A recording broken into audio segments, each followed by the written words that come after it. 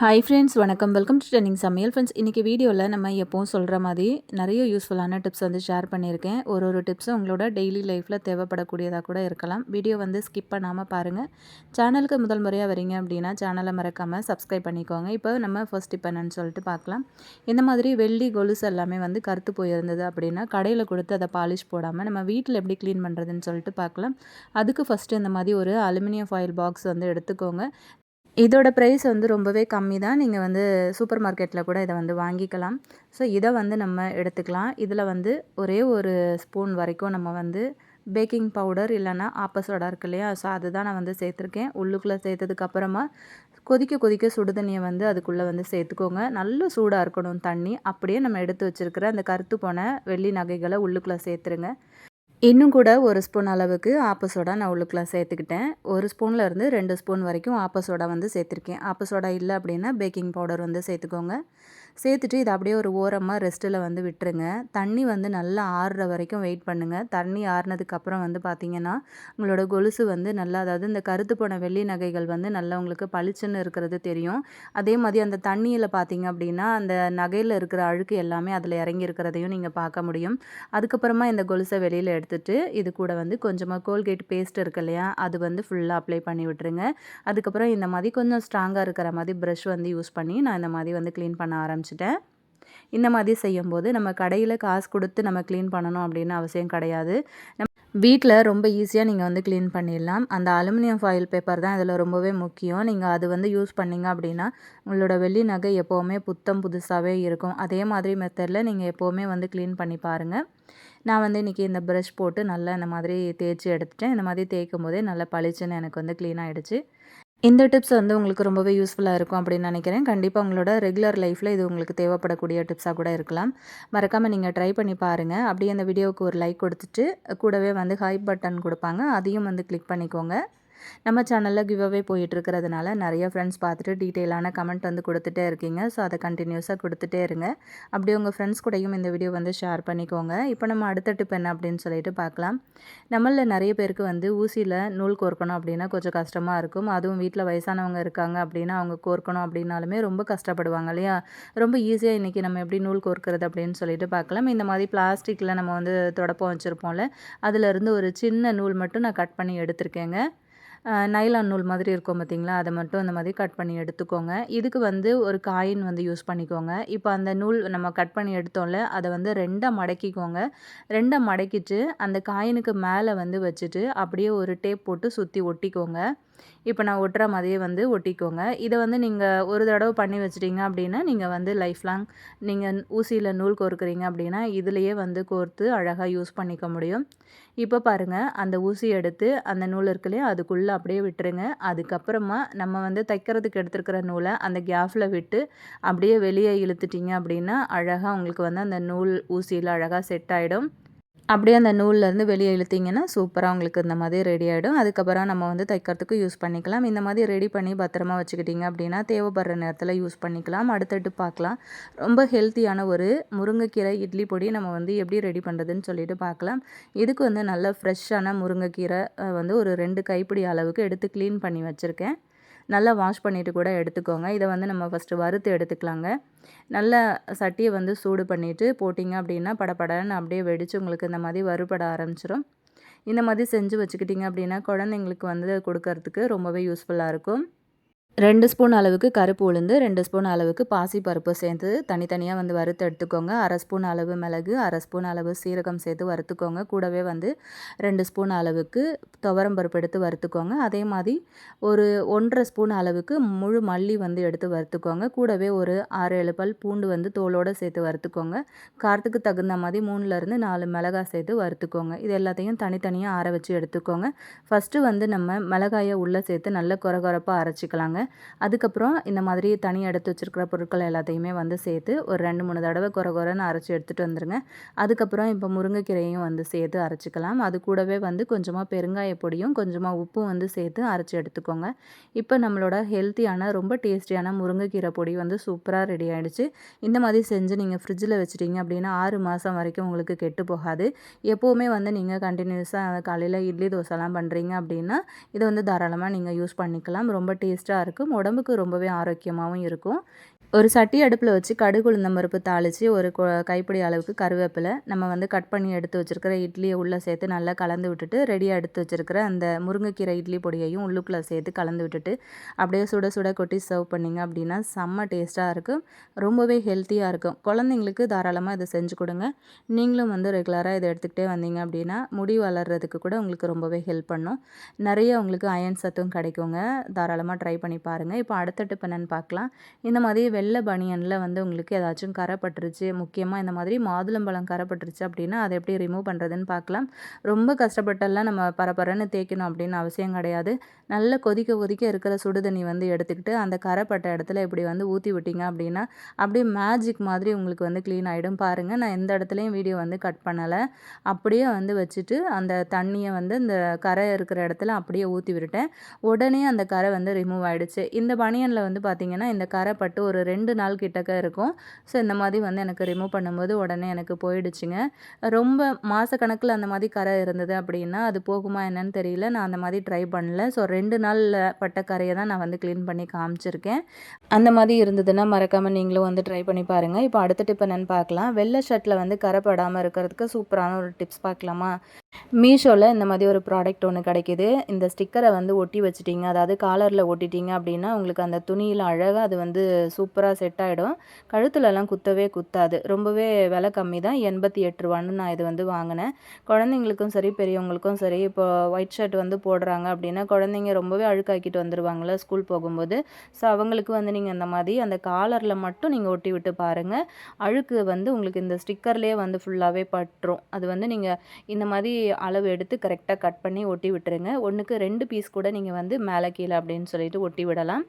இந்த மாதிரி ஒட்டினீங்க அப்படின்னா உங்களுக்கு ரொம்ப ஈஸியாக அந்த ஸ்டிக்கர் வந்து ஒட்டிக்கும். கலண்டு வரவே வராது. அதை நீங்களாக உரிக்கிற வரைக்கும் அது வந்து ரிமூவ் ஆகவே ஆகாது. அதே மாதிரி எந்த ஒரு இரிட்டேட்டிங்கும் இருக்காது கழுத்தில். அது வந்து இருக்கிறதே தெரியாது உங்களுக்கு. துணியோட அழகாக வந்து இது ஃபிக்ஸ் ஆகிக்கும். இந்த மாதிரி ஒட்டி விட்டதுக்கப்புறமா நீங்கள் குழந்தைங்களுக்கோ பெரியவங்களுக்கோ நீங்கள் வந்து போட கொடுத்துட்டிங்க அப்படின்னா அதுக்கப்புறம் ஷர்ட் வந்து ரிமூவ் பண்ணினதுக்கு பிறகு நீங்கள் அழகாக அந்த ஸ்டிக்கரை மட்டும் உரித்து தனியாக போட்டுட்டிங்கன்னா வாஷ் பண்ணுறதுக்கு ரொம்ப ஈஸியாக இருக்கும். பரபரன்னு போட்டு நீங்கள் வந்து கை வலிக்க அந்த வெள்ளை ஷர்ட்டை வந்து தேய்க்கணும் அப்படின்னு அவசியம் கிடையாது. பாருங்கள், இந்த மாதிரி போட்டதுக்கப்புறமா எவ்வளோ தான் அழுக்குப்பட்டாலுமே உங்களுக்கு வந்து அந்த காலரில் அழுக்கு படவே படாது. இப்போ பார்த்தீங்கன்னா அந்த காலரில் எவ்வளோ அழுக்கு இருக்குது அப்படின்னு சொல்லிட்டு இந்த மாதிரி பிடிச்சி அந்த ஸ்டிக்கரை அழகாக உரித்து நம்ம தனியாக எடுத்து டஸ்ட்பினில் போட்டுடலாம். இப்போ இதை துவைக்கிறதுக்கு ரொம்பவே கஷ்டம் கிடையாது. காலரும் வந்து நம்ம துவைச்சி அதாவது தேய்ச்சியே வந்து டேமேஜ் பண்ணி கிழிச்சே போட்டுருவோம் இல்லையா? ஸோ இதுக்கு மேலே அந்த மாதிரி செய்யாமல் இந்த மாதிரி வந்து ஸ்டிக்கர் வாங்கி வச்சுக்கோங்க. விலை ரொம்பவே கம்மி தான். இப்போ அடுத்த டிப் பார்க்கலாங்க. கிச்சன் சிங்கில் இருந்து நமக்கு ராத்திரி நேரங்களில் அந்த கரப்பான் பூச்சி தொல்லைகள் வந்து அதிகமாக இருந்தது. சின்ன சின்ன பூச்சிகள் வந்து இது வழியாக வருது அப்படின்னு நினச்சிங்கன்னா இப்போ நான் சொல்கிற ஐடியாவை ஃபாலோ பண்ணிக்கோங்க. கொஞ்சமாக டெட்டால் வந்து ஒரு மூடி அளவுக்கு அந்த சிங்க் ஹோலில் வந்து இந்த மாதிரி ஊற்றி விட்டுருங்க. ராத்திரி நேரங்களில் வந்து எப்போவுமே பாத்திரம் போட்டு வைக்காதீங்க.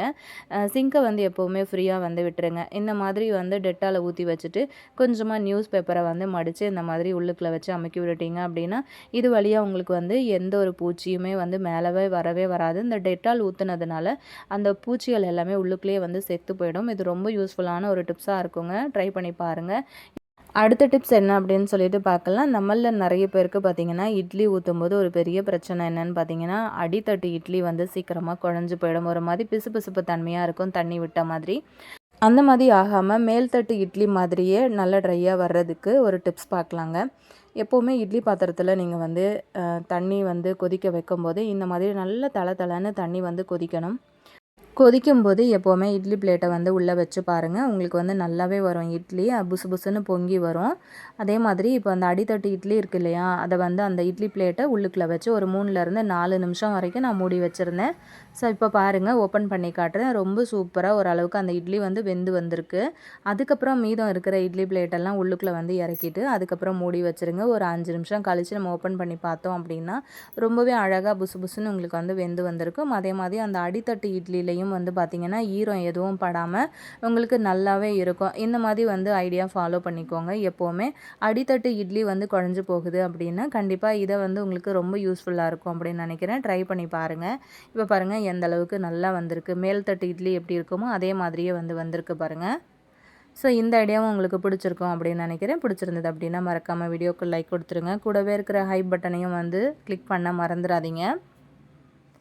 இப்போ நம்ம அடுத்த டிப் என்னன்னு சொல்லிட்டு பார்க்கலாம். இந்த மாதிரி வண்டு வந்த அரிசியை நம்மள நிறைய பேர் வந்து தூக்கி போட்டுருவோம் இல்லையா? ஓரளவுக்கு வண்டு இருந்ததுன்னா நம்ம க்ளீன் பண்ணி எடுக்கலாம். ஃபுல்லாகவே வந்து வண்டா இருந்ததுன்னா நம்ம தூக்கி தான் போடணும்ல. ஸோ அந்த மாதிரி தான் இதில் நிறைய வண்டு தான் கொச கொசன்னு இருக்குது. ஸோ இதை வந்து எப்படி நம்ம ரிமூவ் பண்ணுறதுன்னு பார்க்கலாம். பட் இருந்தாலும் நான் இந்த அரிசியை வந்து யூஸ் பண்ண போகிறது கிடையாது. ஏன்னா ரொம்ப வண்டு இருக்குது. ஸோ இதை வந்து நான் கவனிக்காமையே வந்து வச்சுட்டேன். சில நேரங்களில் நம்ம அரிசியை பக்கெட்டில் போட்டு வச்சுட்டு நம்ம எடுத்து யூஸ் பண்ணுறதுக்கு மறந்துடுவோம். எப்பயாவது இருந்துட்டு க்ளீன் பண்ணும்போது எடுத்து பார்த்தோம் அப்படின்னா ரொம்பவே வந்து வண்டு இருக்கும் அதில்.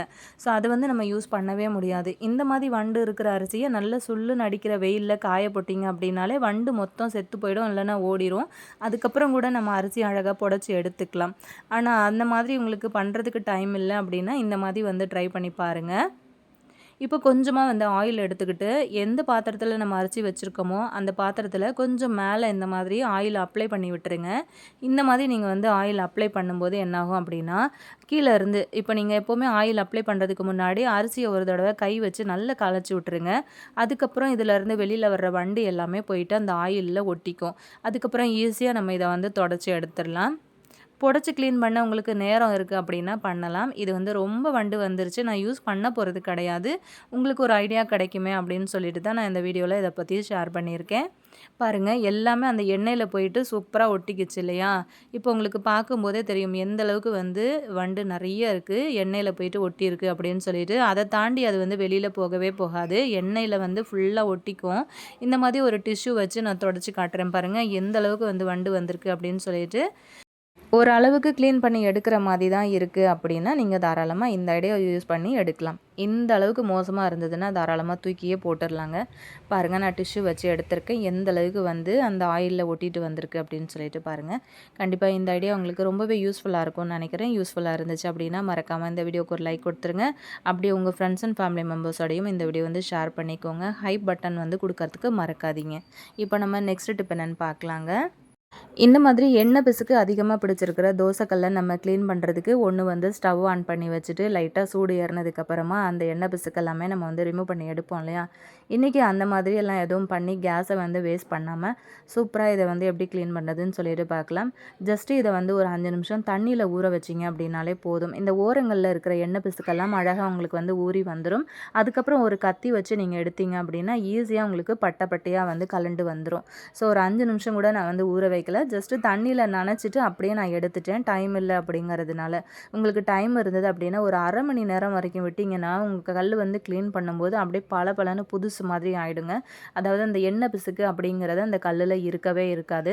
ஜஸ்ட்டு நான் தண்ணியில் நனைச்சி அப்படியே எடுத்துட்டேன். ஸோ அந்தளவுக்கு எடுத்ததுக்கே எனக்கு பார்த்திங்கன்னா கத்தி வச்சு இந்த ஓரத்தை வந்து எடுத்து விடும்போது எனக்கு ஓரளவுக்கு பட்டையாக பிடிச்சிட்ருக்க அந்த எண்ணெய் பிசுக்கெல்லாம் அழகாக வந்து கலண்டு வந்துருச்சு. இதுவே ரொம்ப நேரம் நீங்கள் வந்து ஊற வச்சுட்டு இந்த மாதிரி வந்து ஒரு ப்ராசஸில் க்ளீன் பண்ணி பாருங்கள். ரொம்ப சூப்பராக உங்களோட தோசைக்கல் வந்து அழகாக க்ளீன் ஆகிடுங்க. இன்றைக்கி நான் ஷேர் பண்ணின எல்லா டிப்ஸும் உங்களுக்கு ரொம்பவே யூஸ்ஃபுல்லாக இருந்திருக்கும் அப்படின்னு நினைக்கிறேன். யூஸ்ஃபுல்லாக இருந்துச்சு அப்படின்னா மறக்காமல் இந்த வீடியோவை வந்து லைக் பண்ணிவிட்டு கூடவே இருக்கிற ஹைப் பட்டனையும் கிளிக் பண்ணிவிட்டு உங்கள் ஃப்ரெண்ட்ஸ் கூட வந்து ஷேர் பண்ணிக்கோங்க. இப்போ பாருங்கள் எந்த அளவுக்கு வந்து அது அப்படியே கலண்டு வருது பாருங்கள் அழகாக. ஸோ இதே மாதிரி வந்து ட்ரை பண்ணி பாருங்கள். எந்த காரணத்தை கொண்டும் வந்து இந்த ஓரங்களில் மட்டும்தான் நீங்கள் கத்தி யூஸ் பண்ணணும். நடுவில் வந்து நீங்கள் கத்தி யூஸ் பண்ணிட்டீங்க அப்படின்னா அடுத்து நம்ம தோசை ஊற்றும் போது நமக்கு ரொம்பவே கஷ்டமாக இருக்கும், வராது. ஸோ திரும்ப நம்ம வந்து சீசனிங் பண்ணி ஊற்றுற மாதிரி இருக்கும்.